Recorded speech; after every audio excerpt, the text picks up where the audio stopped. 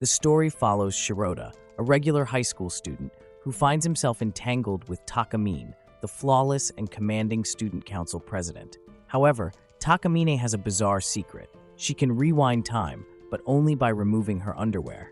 As Shirota unwillingly becomes her assistant in maintaining this secret, he gets caught in increasingly awkward and unpredictable situations, leading to a mix of comedy, romance, and supernatural twists. The episode opens with a slow pan across the school courtyard. Sunlight filters through cherry blossoms as students chat and laugh in the background. Koshi Shirota's voiceover starts, his tone a mix of resignation and observance. He talks about Takamine, the perfect student, top grades, amazing athleticism, and a beauty that makes everyone around her worship her like a goddess. The camera zooms in on her as she's surrounded by her admirers, smiling gracefully, but her smile feels distant, like she's untouchable. Kushi contrasts his own life, eating lunch alone on the rooftop, his test papers with average scores, and his desk lonely without friends. He mentions that he and Takamine have been at the same school since childhood, but she's never noticed him. That is, until today. The scene shifts to an empty classroom after lunch. Kushi sits by the window, chewing on a rice ball. The door creaks open, and Takamine enters, her back to Kushi, as she sighs and begins to unbutton her blazer. Kushi freezes, rice ball halfway to his mouth. Takamine peels off the blazer, her fingers nimbly undoing her tie. As she starts unbuttoning her shirt, Kushi's face turns red. He ducks his head, but curiosity gets the best of him. He sneaks a glance just as Takamine shrugs off her shirt, revealing her bare shoulders and the curve of her back. Kushi's breath hitches when he notices she isn't wearing a bra. The camera lingers on her discarded clothes pooling at her feet, with sunlight filtering through the room, making the dust motes in the air almost visible. Just as Takamine hooks her thumbs into her skirt waistband, Koshi's elbow knocks his lunchbox off the desk, causing a loud clatter. Takamine whips around, her eyes locking onto his. For a moment, they both freeze, neither of them moving. Then, with unsettling calm, Takamine gathers her clothes and leaves the room without a word, the door clicking shut behind her.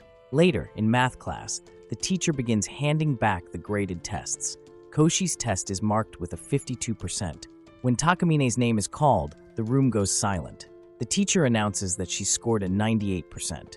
The other students start murmuring, and even the teacher looks impressed. The camera zooms in on Takamine's fingers, her knuckles turning white as she grips the paper. She stares at the score like it's a personal insult. Then, without anyone noticing, she subtly slides her hand under the desk. Koshi, seated behind her, watches in disbelief as Takamine slips her panties down her thighs and lets them fall to the floor. A surreal transition follows.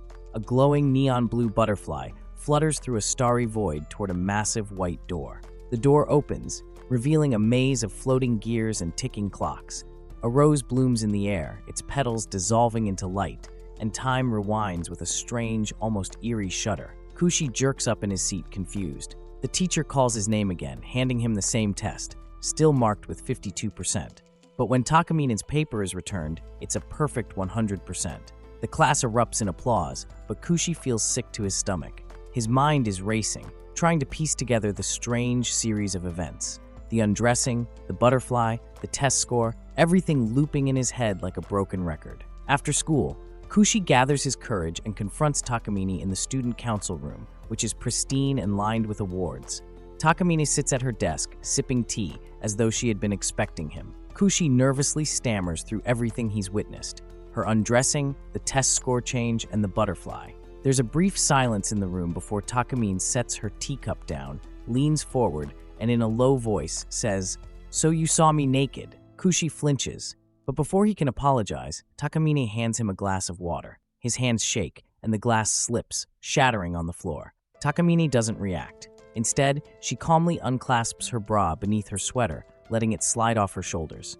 The butterfly sequence replays again, the glowing wings, the gears, the rose, and suddenly, the spilled water is gone, the glass whole in Kushi's hand. Takamine's sweater is now soaked, her bra is gone, and she tosses him a towel. "Dry me off," she commands. Kushi, still in a daze, obeys as Takamine explains her ability, which she calls Eternal Virgin Road. This power allows her to undo mistakes, but it requires her to sacrifice underwear. The garments disappear, and only those who've seen her naked can remember the erased timeline. She tells him how it all started when she was in 5th grade. She wet herself during a race, but when she changed her clothes, it sent her back in time, and she won the race, erasing the embarrassing incident. Since then, she's used this ability to craft the perfect version of herself, erasing all her mistakes. Now, she needs a closet to hold her spare underwear and help her with these changes. Kushi, horrified, backs toward the door, but Takamine's smile sharpens. She trips, pulling him down with her, and they land in a compromising position, her uniform now disheveled. Before Kushi can react, Takamine screams. The door bursts open, and students rush in, followed by teachers and, to Kushi's horror, police officers. As the officers drag him away, Takamine whispers, "Agree, or this becomes your life." Panicked, Kushi swears to obey her. Time rewinds again, resetting the scene to just before the fall. The episode ends with Takamine smirking, dangling a lace bra in front of Kushi. "Put it on me, Closet-kun," she says with a mischievous grin. Kushi squeezes his eyes shut and fumbles with the straps, trying to avoid looking at her. She laughs, adjusting his hands, and softly says, "You haven't changed at all." Her tone shifts, almost fond, and the camera lingers on her expression for a moment before fading to black.